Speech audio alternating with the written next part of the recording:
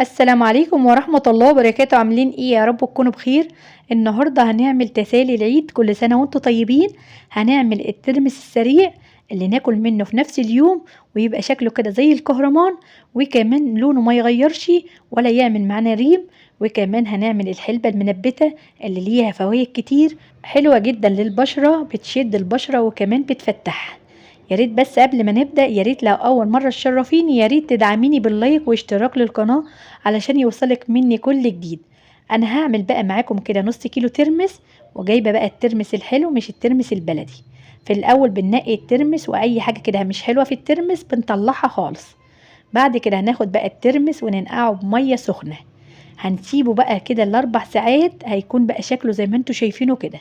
هنصفي بقى من عليه الميه ونشطفه ونحطه على النار. اول ما بيغلي بنسيبه بعد الغليان 10 دقايق، بيكون سواه كده مظبوط. بس لو انت حابه بقى تسويه اكتر بتسيبيه بعد الغليان 15 دقيقة. بعد كده بتصفيه بقى من المية السخنة وبتضيفي عليه مية من الحنفية. في بقى نوعين من الترمس، في الترمس البلدي اللي هو بياخد وقت شوية على النار، وكمان بياخد وقت كمان وانت بتنقعيه، يعني بياخد يوم كامل. انا جايبه بقى الترمس السريع اللي هو مش مر وكمان ما بياخدش وقت على النار. ادي بقى شفت الترمسية لقيتها كده مش مستوية قوي، انا بحبها كده. لو عايزاها بقى مستوية بتسيبيها شوية على النار. جبت بقى لتر مية، وبضيف بقى فيه 2.5 معلقة ملح. وهضيف بقى مع الملح ليمونة كاملة، او تقدري تعملي ليمونتين لو انت حابة. هنقلب الملح الاول لحد ما يدوب، وبعد كده ننزل عليه بالليمون. الليمون بقى بيخلي لون الترمس يكون اصفر، وكمان طعمه حلو وانت بتاكليه. انا ما بحبش اضيف اي توابل تاني على الترمس، ما بضيفش غير الملح والليمون. بجد طعمه بيبقى تحفة، يعني بتحس بطعم الترمس. لو انت بقى حابة تضيفي اي توابل تاني اعملي اول باول، يعني ما تعمليش الكمية كلها. هتضيفي بقى معلقة بابريكا، معلقة كمون، اي توابل عندك هتضيفيها. وهتضيفي معاها الليمون. وبعد كده هتحطيه في علبة بلاستيك وتشيليه على الرف في التلاجة علشان ما يغيرش طعمه ولا يعمل معاكي ريم. ويا ريت ساعة ما نيجي ناخد من الترمس نستخدم معلقة، ما نستخدمش ايدينا علشان ما يعملش ريم وكمان طعمه يغير. وكمان بعد ما بنخلص الكمية وحياء يبقى مظبوط، اهم حاجة نظبط الحياء. نشيله بقى على الرف في التلاجة. من اول واحدة بقى هتاكليها لحد اخر واحدة، استحالة ان هو يغير طعمه او يعمل معاكي ريم، حتى لو عاملة كمية كبيرة. زي ما قلت لك هتشيليها على الرف. وبعد كده بناخد بمعلقة، ما بنمدش ايدنا خالص في الترمس، وبنقدمه كده في اطباق، ومع الاطباق بنحط ليمون على حسب بقى اللي عايز يزود ليمون. طريقته بقى سهلة وسريعة وهيفضل معاكي كهرمان. تعالوا بقى نشوف الحلبة المنبتة وفوائد الحلبة المنبتة. فوائدها كتيرة جدا.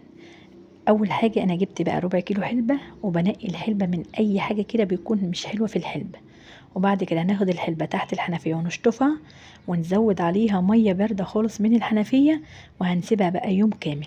بعد كده بنصفيها من المية وبنحطها في المصفى. انا هعملها بقى في الكوبايات البلاستيك. لو ما عندكش بقى كوبايات بلاستيك تقدري تعمليها في اي حاجة فخار. ولو ما فيش بقى بلاستيك او حاجة فخار تقدري تعمليها في مصفى عادية خالص، اللي هي بيكون ليها فتحات بعيدة عن بعضيها.